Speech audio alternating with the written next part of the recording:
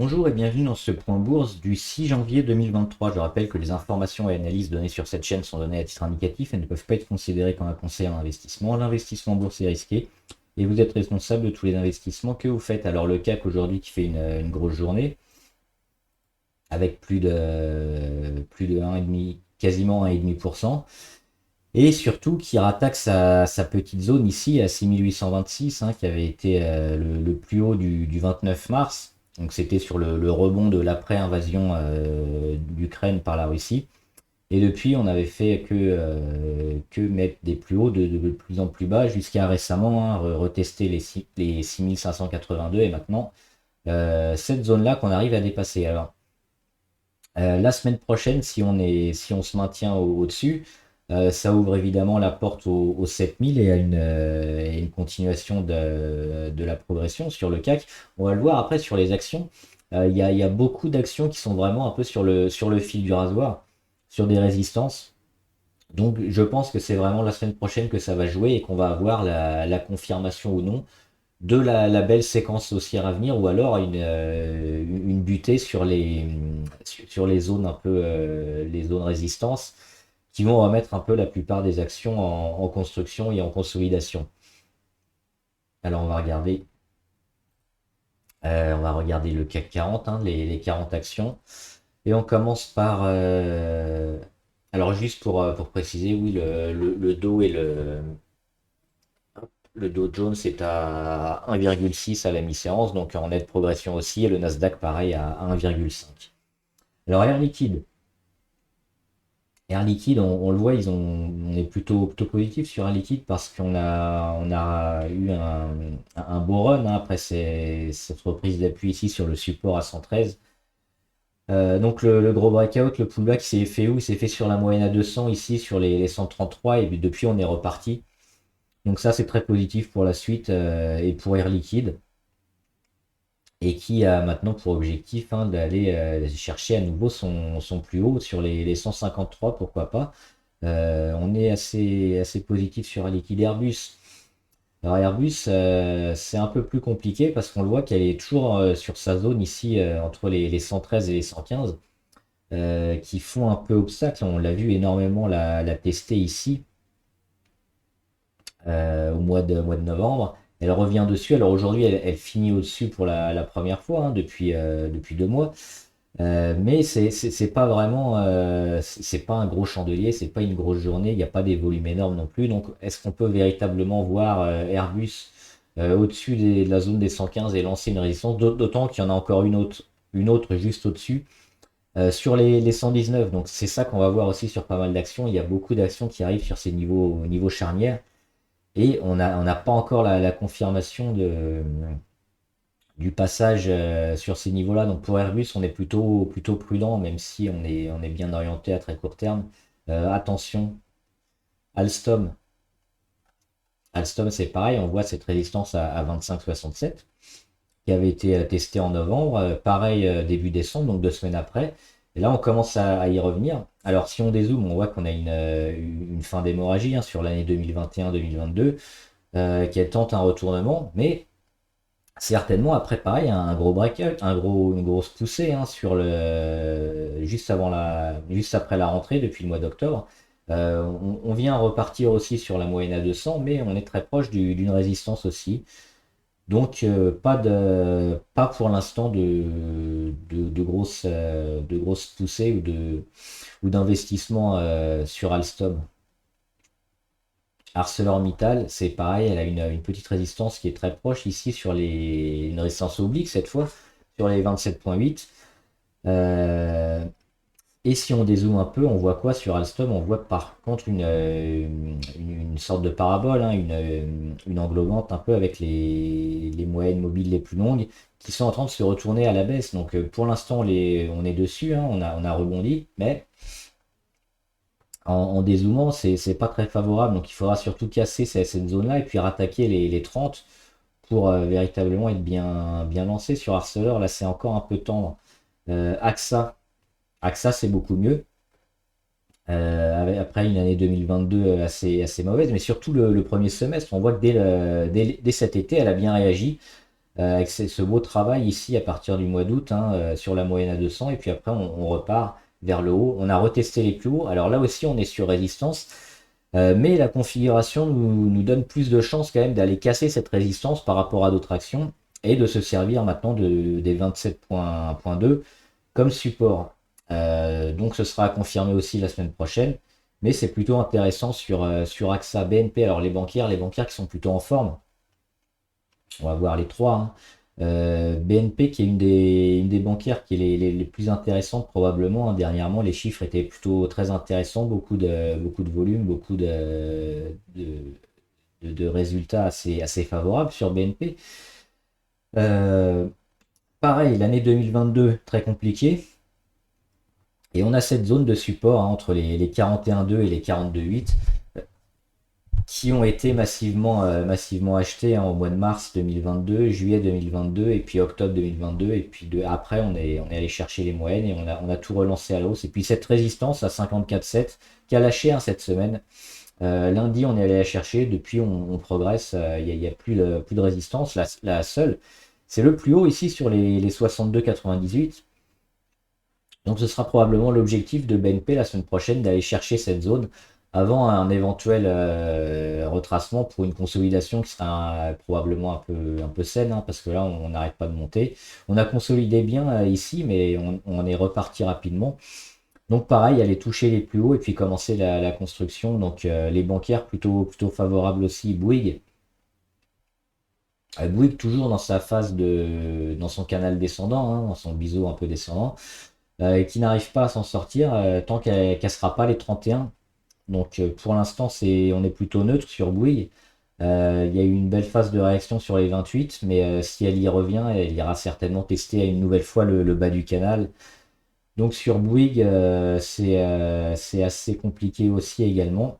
D'autant qu'on voit ces moyennes, hein, les moyennes mobiles, notamment la moyenne à 200 en rose, qui monte. Et puis ici, novembre 2021, décembre 2021 et janvier 2022 qui commence à s'aplatir et maintenant qui descend. Donc un petit biais négatif sur Bouygues. Capgemini. Capgemini qui a bien réagi, hein, aujourd'hui. Elle a fait une petite mèche basse. En cours de séance, elle était plutôt à la baisse. Et puis elle continue, on l'en a parlé, hein, moi je suis actionnaire sur Capgemini, c'est plutôt une belle action parce qu'on a ici une zone autour des 151, 155. Une zone qui s'achète, qui est sur le bas du canal, qui est un support intéressant. Et si elle vient tout casser vers le haut, ça pourrait faire un effet boule de neige sur Capgemini. Donc déjà, on va essayer de casser les résistances et puis retrouver les moyennes sur les 170, 175. Mettre les stops. Et puis si on casse vers le haut, là ce sera parti pour un premier semestre probablement exceptionnel sur Capgemini, mais plutôt favorable aussi sur cette action Carrefour.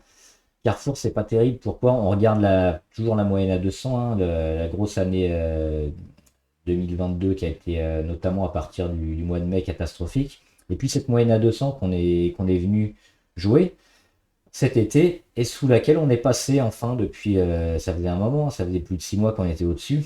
Donc là, c'est un gros signal baissier. On y revient et on n'arrive même pas à aller la chercher, hein, avec le rebond de la rentrée. On est toujours en dessous. Donc là, on est dans dans une boîte de travail entre les 16 et les 17,5 sur Carrefour. Faudra partir de cette zone-là pour nous donner une nouvelle tendance assez forte. Mais tant qu'on est dessus, c'est du zigzag, c'est de la construction et il n'y a pas véritablement de tendance intéressante sur Carrefour. Crédit Agricole, les bancaires toujours en forme et qui ne s'arrêtent plus. Et pareil, hein, les résistances qui lâchent une à une. Sur Crédit Agricole, on voit peut-être une belle phase de retournement. Alors sur les bancaires, ça peut être intéressant éventuellement de se mettre en trend following pour poursuivre chaque jour la hausse et puis après partir en court terme, mais même sur le moyen long terme, ça pourrait être intéressant. Les plus hauts, ils sont assez loin pour Crédit Agricole, mais elle a une tendance assez forte et le CAC pourrait en bénéficier, hein. Le CAC, on sait qu'il est assez pondéré sur Total, sur le luxe et sur les bancaires, donc c'est des secteurs à suivre. Danone, c'est pas bon, c'est très mauvais. Ça avait cassé ici, hein, au mois d'août, on en avait parlé, quand on avait cassé cette belle oblique ici sur laquelle elle prenait appui à chaque fois. Et puis là, c'était vraiment une zone charnière, hein, avec toutes les moyennes regroupées. Et on a cassé. depuis qu'est-ce qu'on fait? On essaye de revenir, mais on est revenu à peu près à la moitié, puis ça nous fait une nouvelle résistance, hein, juste sous la moyenne à 200. Donc tant qu'on casse pas ces niveaux-là, c'est très négatif sur Danone. Dassault Systèmes, alors super intéressant, Dassault Systèmes, graphiquement, on le voit, avec cette année 2022 aussi très mauvaise, mais le support extrêmement bien marqué ici. Techniquement, c'est un cas d'école, hein, Dassault Systèmes, avec la zone ici à 33.2, qui sert de support au mois de juin, au mois d'octobre, au mois de novembre, au mois de décembre, à chaque fois racheter, racheter, racheter sur les 33.2. Les plus hauts de plus en plus bas. On arrive ici, on zoome sur une petite phase de congestion entre les 33 et les 36. Et si on arrive à bien en sortir, avec une petite poussée de volume, ça pourrait être intéressant de se mettre sur Dassault Systèmes. Hop, que j'ai perdu. Donc on peut se mettre une alerte, hein, ici sur cet oblique-là, l'oblique des plus hauts. Et puis le jour où on vient la casser et qu'on confirme le lendemain, hein, sur les 35, 36, voire 37, se mettre en position sur Dassault Systèmes, ce sera intéressant. NJ, elle a fait une belle poussée, normalement elle devait consolider, donc c'est ce qu'elle est en train de faire, elle commence à consolider sérieusement, parce qu'on est déjà à près de 50%, hein, de retracement. Jusque là, rien d'anormal. On va peut-être aller attendre de chercher la moyenne à 200, hein, pour repartir, mais sur NJ, on voit, elle est coutumière du fait, hein, assez volatile, toujours un peu dans l'excès. Donc ça pourrait être intéressant d'attendre la fin de ce retracement sur NJ et de se replacer. Pour l'instant, elle est toujours en phase de consolidation. On va pouvoir la matérialiser comme ça, hein. Enfin, que je trace un peu mieux. Alors on va mettre l'oblique, hop, sur le plus haut ici. Et donc le jour où on viendra casser cet oblique, ça va coïncider à peu près avec la moyenne à 20 jours. On la voit, hein, ici en turquoise, c'est la même. Le jour où on viendra casser, ce sera probablement la fin de consolidation sur NJ. Et comme c'est une action qui est plutôt en hausse, plutôt favorable, qui a des chiffres intéressants, se mettre aussi, hop, on va mettre l'alerte. Pourquoi pas racheter NJ. Mais pour l'instant, on évite. Et Essilor. Alors Essilor, pareil, on en parlait, je crois que c'était à la rentrée. C'était une des 8 actions du CAC qui étaient les plus intéressantes à cette période. Et on le voit, hein, elle a bien monté. Alors, elle n'a pas réussi à atteindre son plus haut de 2022, hein, avec sa résistance à 191. Mais elle a fait un retracement tout à fait correct, hein, autour des 33%, donc un tiers. Et puis, elle a réagi sur sa moyenne à 50 et elle repart. Elle entame quand même une petite phase de consolidation aussi, hein, qu'on va attendre de tracer, parce que là, c'est pas véritablement probant, hein, on est en phase de rebond. Mais c'est une action intéressante parce qu'on voit ici cette belle phase de retournement. Elle est au-dessus de quasiment toutes les moyennes, et Silor, et elle a déjà derrière elle une année assez mauvaise avec un support intéressant, hein, pardon, qu'on pouvait jouer ici sur les 130, qui a été bien acheté, et les plus hauts, les plus bas, pardon, les plus bas sur les supports achetés, qui montent à chaque fois de plus en plus haut. Donc on l'a vu ici, le dernier sur les 137, donc très favorable. Eurofin, alors Eurofin, j'étais plutôt favorable en fin d'année. Là, je le suis un peu moins parce que ça commence à tarder, hein. On a eu ce canal baissier ici, donc on était sorti. Alors après, on y revient, hein, on revient tester l'oblique, c'est souvent le cas. Mais généralement, on se maintient juste au-dessus. Là, on est allé en dessous, on recasse à la hausse, on recasse à la baisse. C'est pas terrible. Et puis les chandeliers, après, on n'arrive pas à remonter rapidement. On est toujours dans cette phase un peu de dégradation, à suivre un peu l'oblique. Donc attention sur Eurofin, d'autant qu'on est toujours dans une grosse tendance baissière de fond. Ça va prendre peut-être un peu plus de temps que prévu sur ce titre pour relancer. Le support il est toujours là, hein, sur Eurofin, c'est les 60. On va peut-être y revenir. Donc attention. Possiblement zone d'achat si on repart. Sinon, si on craque les 60, on ira sur les 50. Hermès, le luxe très important. Sur résistance, on en parlait, hein, au début de la vidéo. Beaucoup de valeurs, et surtout les valeurs intéressantes et fortement pondérées sur le CAC, qui sont sur des zones de résistance. Alors Hermès, on la voit bien ici, c'était le plus haut du début de l'année, hein, 2022. Il y a un petit plus haut juste avant, hein, qu'on avait marqué ici au mois de novembre, hein, sur les 1660. Donc là, elle arrive sur les 1572, pardon, et elle vient de le recasser, hein. On avait passé juste une journée, c'était le 14 décembre au-dessus. Et là, belle journée encore au-dessus. Le luxe est plutôt porteur et on sait avec la Chine qui déconfine et les Chinois qui ont un beau pouvoir d'achat, notamment sur le luxe. Alors c'est aussi eux qui le, qui le font hein, avec les manufactures chinoises et c'est eux qui l'achètent également. Donc ce qui se passe en Chine, c'est assez important hein, sur les valeurs du luxe du CAC 40. Donc plutôt favorable sur le luxe, mais pareil, on est ici sur une zone un peu charnière. Et si on n'arrive pas à la casser rapidement, zone de construction, alors ça ne veut pas dire qu'on sera négatif sur Hermès, mais on va certainement redescendre un peu ici et puis retaper les 1400 qui seront une très belle zone d'achat moyen-long terme sur Hermès. Pour l'instant, faut m'y attendre. Parce que c'est ces zones-là qui doivent être travaillées, qui demandent un peu quelques jours, deux, trois chandeliers pour véritablement voir ce que le marché va nous dire. Donc là, on est pile dessus. On est en mode observation. Kering, elle est un peu différente d'Hermès. Elle a cette moyenne à 200 qui est à peine franchie hein, depuis 2 jours. Et elle a une figure un peu plus grande avec une résistance oblique ici. Et c'est cette zone qui avait été constamment vendue, hein. C'était une zone support ici avant, on le voit, la zone des 600 environ qui avait été rachetée. Puis maintenant, ça sert de résistance, c'est vendu les 600. Donc il faudra revenir ici pour voir qu'on va enfin réussir à s'affranchir des 600. Sinon, le support, c'est toujours le même. Donc là, on est un peu en mode zigzag, éventuellement du trading de range, hein, avec acheter les 450 et puis vendre les 600. Et puis le jour où ça change de paradigme, et ben on change son fusil d'épaule et puis on se met acheteur au-dessus des 600. Le grand. Le grand, alors on le voit ici avec cette mèche haute hein, énorme du 5 décembre qui était un signal très négatif parce qu'on est monté à 85 et on finit la séance à même pas 80, à 79. Donc c'était une grosse résistance ici, les 82 qu'on n'a pas réussi à passer. Par contre, la chose positive, on le voit avec cette cassure d'oblique ici, sur les 74, c'est un niveau qui a tenu. Les 74, on y est revenu. Même quelques jours après, on a été un peu dans l'excès, hein, mais c'est pas ce qui nous intéresse, c'était plutôt après. On y est revenu et puis on se met ici dans un range entre les 74 et les 82. Donc pareil, on est en mode observation, il y aura certainement de la construction et ça peut durer cette figure-là plusieurs mois, même peut-être un ou deux trimestres avant d'en sortir. Donc entre les 74 et les 82, compliqué de trouver une réelle tendance forte à suivre pour le grand. Il faudra casser ces zones-là pour avoir une idée. L'Oréal,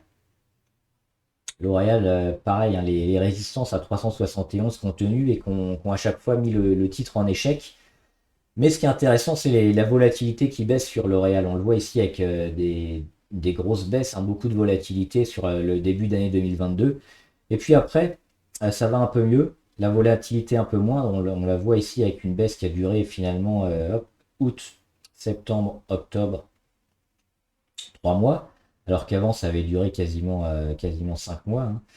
Et puis maintenant, les plus hauts toujours de plus en plus bas, les plus bas de plus en plus haut, donc phase de congestion. On est dans le triangle ici, le triangle entre les 371 et puis l'oblique sur les plus hauts. Donc c'est une nouvelle zone qui devrait être travaillée, de laquelle on devrait sortir au mois de janvier-février pour certainement un peu plus de, un peu plus de certitude. Parce que là, on est dans des zones qui sont un peu neutres. On le voit, il se passe rien sur le réel sur l'année 2022. On le voit les plus hauts ici au début de l'année, le plus bas au mois de juin. Et puis après, on est dans la construction. Donc c'est la sortie de cette zone-là qui va être intéressante. Alors, on a toutes les moyennes ici regroupées sur le réel. Si on arrive à s'affranchir de ces moyennes ou à contraire à les casser, c'est pareil, ça peut nous lancer une séquence très forte sur le titre. Pour l'instant, on est en mode observation et pareil, on suit les zones intéressantes, les 371 et les 325 LVMH. Le luxe toujours sur résistance, on le voit, c'était le plus haut. Est-ce que c'est le plus haut historique sur LVMH? Ouais, 748, c'est ça. Donc plus haut historique, hein, qui avait été marqué début d'année 2022 sur les 749. On y revient aujourd'hui. Donc ça va être peut-être compliqué à passer, peut-être un peu de construction. Donc c'est ça qu'on va voir la semaine prochaine sur le luxe notamment, qui a atteint des plus hauts et qui a fait une belle semaine. Est-ce qu'on arrive à casser ces résistances? Parce que derrière, on le voit qu'on a toutes les moyennes qui sont en dessous. Et on est plutôt dans une phase assez porteuse sur le luxe. Donc ça peut lâcher ces zones-là. Mais il vaut mieux attendre, il vaut mieux avoir la confirmation. Et toujours, il vaut mieux éviter d'anticiper pour un jour ou deux ou trois. Éviter d'anticiper, puis voir les figures se former, les cassures, les résistances se transformer en support pour être véritablement sûr du trade, parce que pour l'instant, c'est des zones qu'on est en train de jouer et qui peuvent s'inverser du jour, d'un jour à l'autre. Michelin. Alors Michelin, c'est un exemple type. On était ici sous Michelin autour de la moyenne à 200 et puis la résistance à 27,18 qui avait du mal à être passée.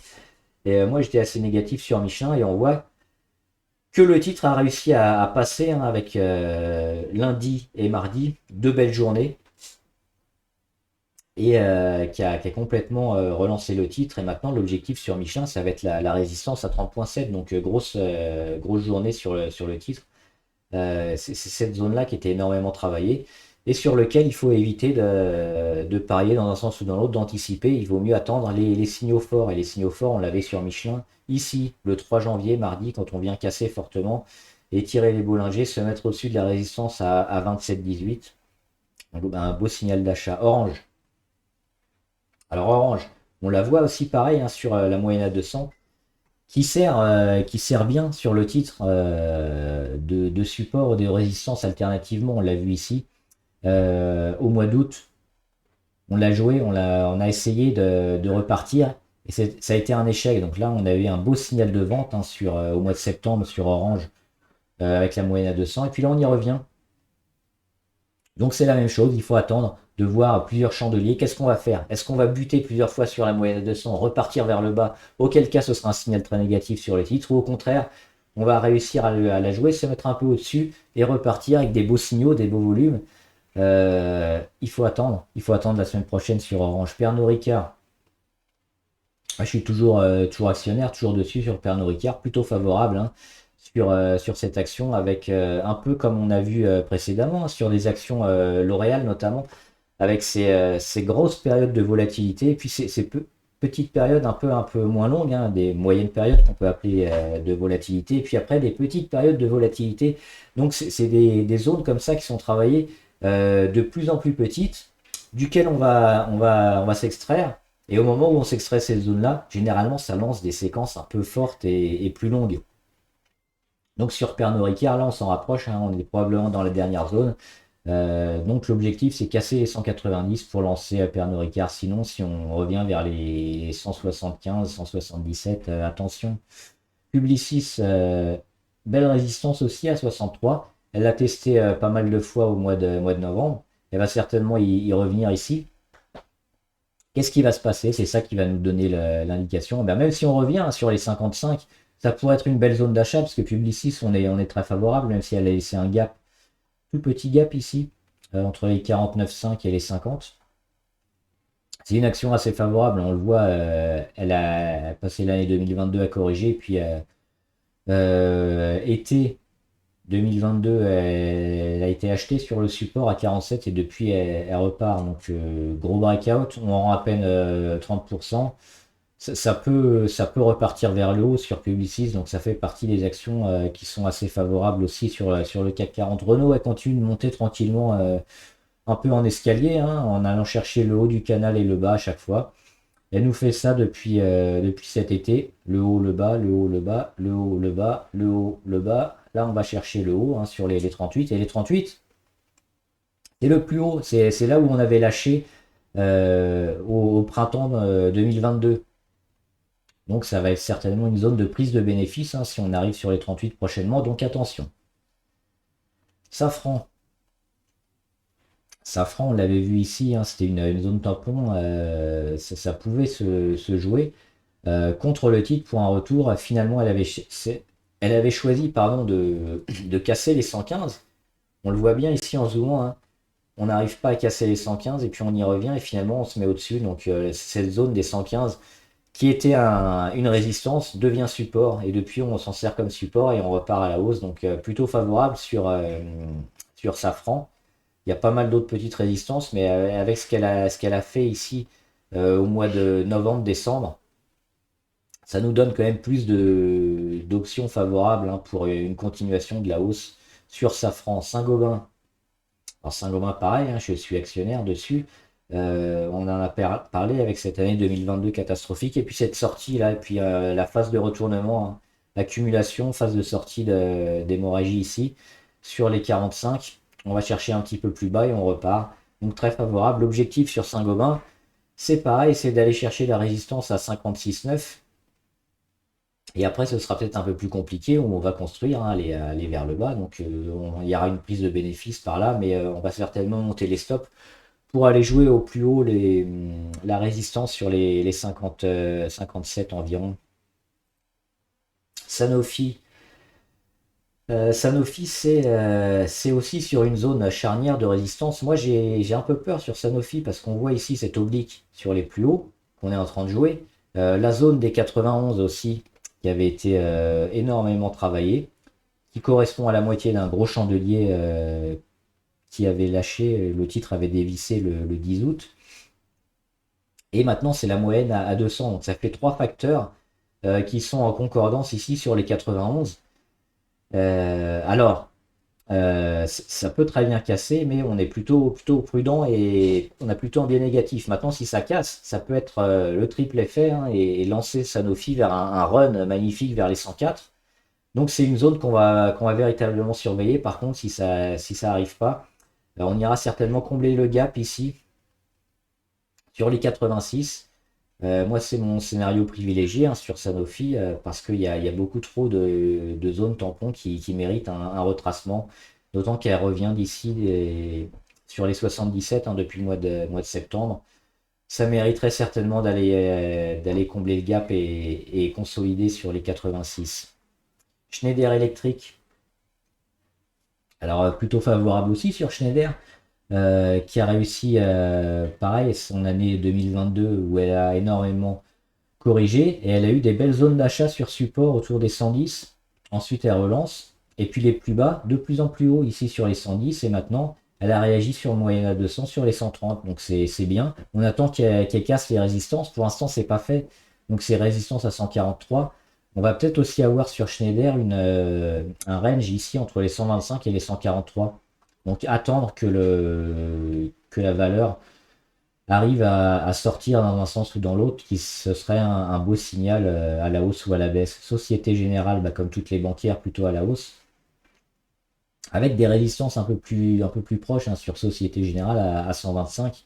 C'était une zone bien travaillée ici au mois de juin.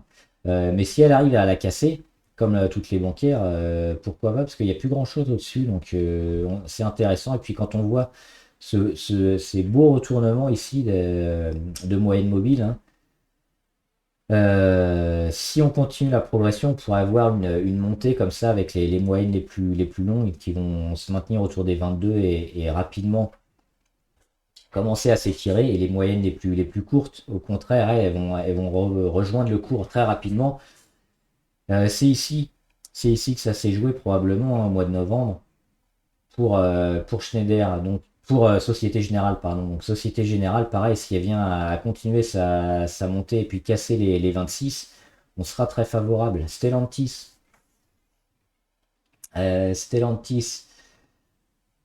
qui a une belle résistance ici, on le voit sur l'oblique des plus hauts, hein, début d'année 2022. Et la résistance à 15 qui n'a pas été franchie première fois mois de mars, deuxième fois mois d'août, troisième fois mois de décembre, et on n'y arrive pas. Alors le point positif, c'est que les plus bas, ils sont aussi de plus en plus hauts. Les plus hauts de plus en plus bas, les plus bas de plus en plus hauts, c'est-à-dire qu'on va avoir une phase de congestion. Les moyennes, c'est plutôt neutre.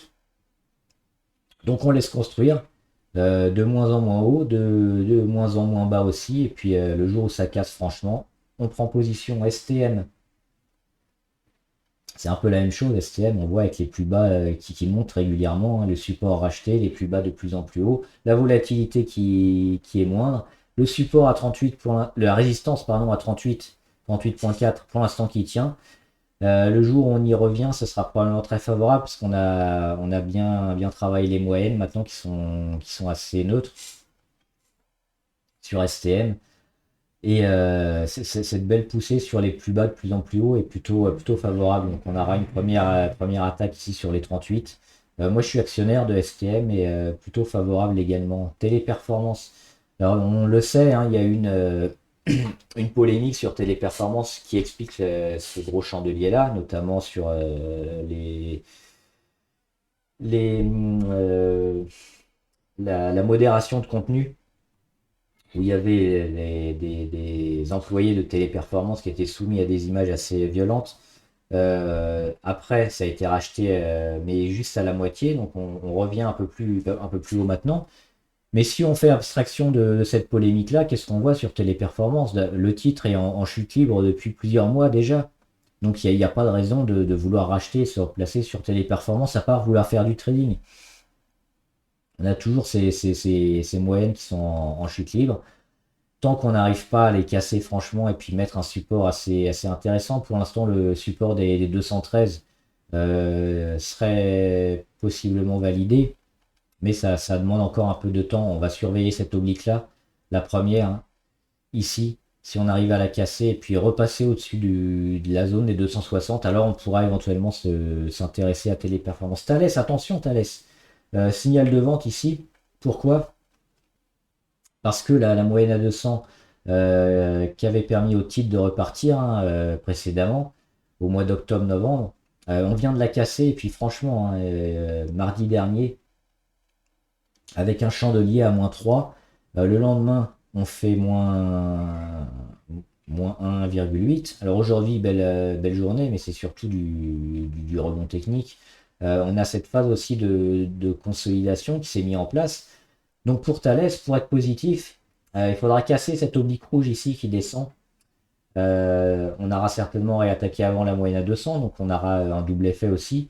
Donc un beau signal d'achat pour Thales pour se replacer.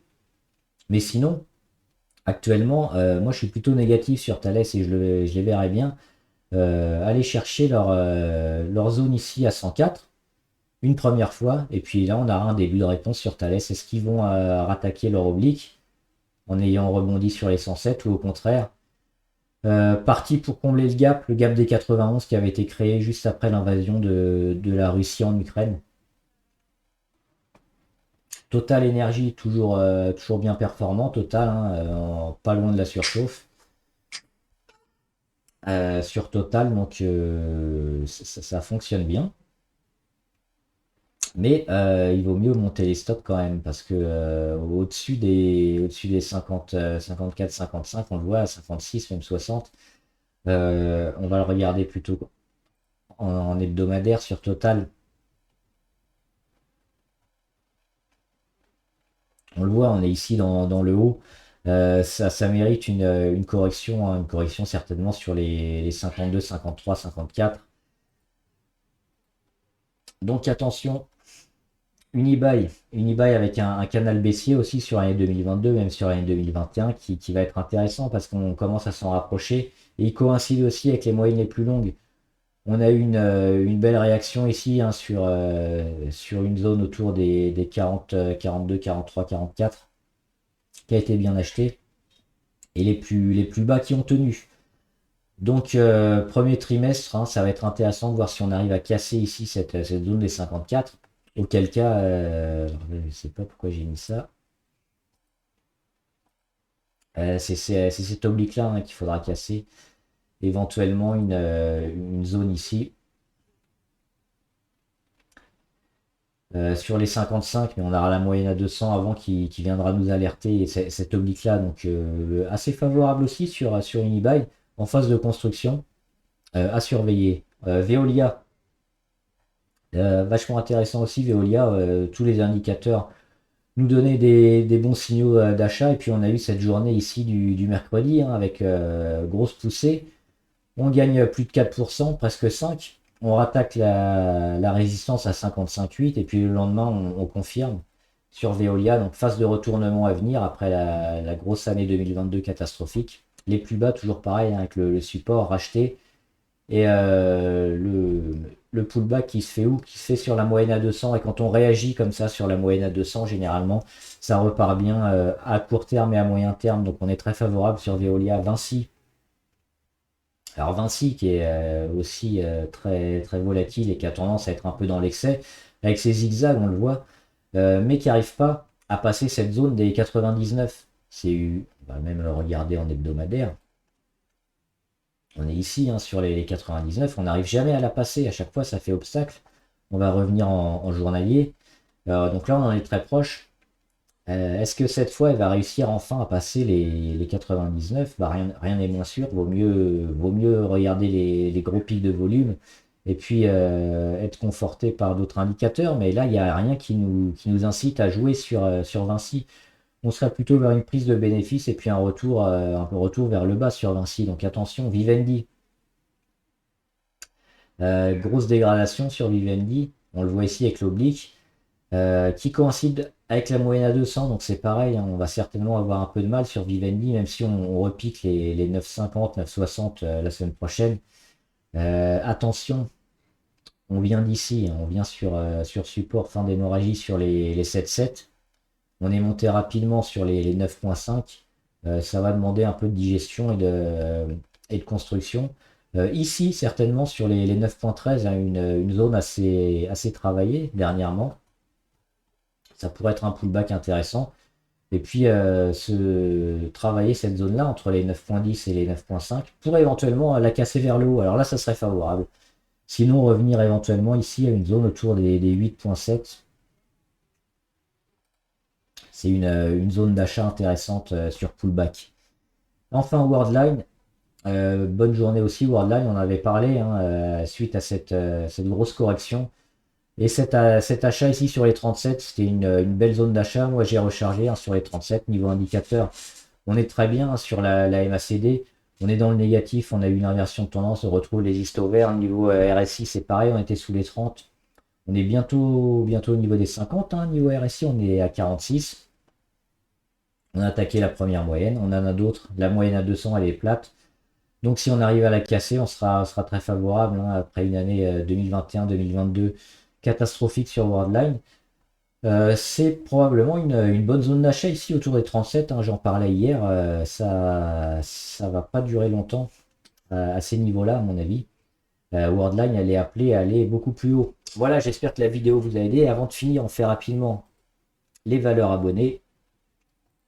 Alors AMD, AMD toujours assez négatif, mais on le voit que le support ici des 54-60 environ peut être intéressant à jouer. Donc là, on y revient, on est en phase de correction. On va la noter, hein, la petite phase de correction ici. Donc c'est cette oblique rouge là. Donc si on revient sur les 54-60 et que finalement on casse l'oblique sur les 65 et qu'on repart, ça peut être intéressant de se mettre sur AMD, mais c'est toujours un peu tendu parce qu'on voit qu'il y a une grosse pression baissière sur le titre. Mais à court terme, on est peut-être en phase d'inversion de tendance justement, si on tient les 55. Alphabet, on est sur support, Alphabet, ça demande pas mal de construction, hein. On peut éventuellement acheter ici les 85, mais si on voit que ça vient lâcher les 82, 81, il faudra partir sur Alphabet. Donc on peut jouer le support, mais avec des stops assez courts. Forestia. Forestia qui a peut-être hein, enfin stoppé sa grosse chute ici. Alors moi je le voyais même un peu plus bas sur les 9,3 parce qu'on avait des unités de temps un peu plus élevées ici. Ici, les 9,3, on n'y est pas allé. On va peut-être y retourner hein, parce que la correction est peut-être pas terminée. On va peut-être y retourner ou pas. Phase de zigzag, phase de construction sur Forestia, hein, ça demande encore pas mal de travail. On a une résistance sur les 20, on a la moyenne à 200 autour des 17. Sur Forestia, et puis le support qui est pas si si proche que ça. Ça mériterait à mon sens quand même un petit retour et encore un peu de zigzag. Donc attention sur Forestia. Healthcare. Healthcare assez favorable. Elle a des plus hauts qui sont assez proches maintenant hein, pour aller probablement les jouer. Et une prise de bénéfice très certainement hein, dans ces eaux-là entre les 266 et les 276. Et un support à jouer pour un retour ici sur pullback sur les 221. Donc c'est les zones, si on est en position, on vendra certainement ici. Maintenant, si on n'est pas en position, on attendra un pullback sur les 221 HubSpot. Ah, c'est pas HubSpot, c'est HubSpot, les voilà. Toujours pareil, hein, les plus bas de plus en plus haut, donc la mauvaise journée, mais on est sur une mèche basse. C'est peut-être le moment d'acheter sur HubSpot. La volatilité est toujours là, hein, toujours présente. On est toujours dans un range un peu avec le support qui est constamment acheté sur les 260 et les moyennes les plus basses, les plus hautes qui se rapprochent. On a déjà réintégré toutes les moyennes sauf celle à 200 dans les Bollinger. Donc certainement la fin de ce zigzag hein, qui dure depuis maintenant 3-4 mois, plus de 4 mois. À suivre. Et Microsoft enfin pour finir. On est sur support aussi Microsoft, donc attention. Si on le lâche, Microsoft, on ira jouer ici une zone d'achat autour des 210, 200 éventuellement. On l'a dit, hein, la tech, on va s'y réintéresser, mais pour l'instant, c'est pas les valeurs les plus porteuses. On est sur support qui peut lâcher à tout moment, donc attention. Voilà, j'espère que la vidéo vous a aidé. N'hésitez pas à vous abonner à la chaîne, comme ça vous aurez une notification à chaque fois que je sors une vidéo avec la petite clochette YouTube. Et mettez en commentaire les valeurs que vous voulez qu'on analyse, on le fera ensemble. Pour le jeu sur la phrase que vous aimez, la pire phrase ou la meilleure phrase en bourse à mettre sur la vidéo du premier de l'an jusqu'à ce soir ou demain matin. Enfin, je ferai les points. Et le jeu du CAC revient. Je donnerai les règles demain dans le point bourse next week. On va faire simple. Hein. Ce sera uniquement sur la première semaine de qualification sur les actions du CAC 40. Donner une action positive. Et si on est positif, on jouera sur toutes les actions une deuxième semaine. Et le meilleur marquera 2 points et le second 1 point. Voilà, bon trade, à plus.